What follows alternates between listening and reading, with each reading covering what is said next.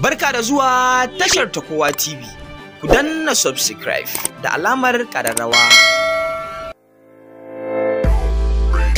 A cikin shirin namu ne ba tare da ɓata lokaci ba, muna ɗauke da wani abun burgewa na fitacciyar jaruma a masana'antar shirya fina-finai ta Kannywood, wato momee Gombe.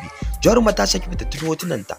Za mu kai tsaye ga wannan hotuna kamar haka. Amma kafin nan, idan wannan ne farkon ziyartar ka wannan tasha ta mai albarka, ku danna mana subscribe, kana ku taba alamar ƙararrawar sanarwa da alamar liking ga wannan bidiyon domin ci gaba da samun shirye-shiryenmu da zarar mun daura.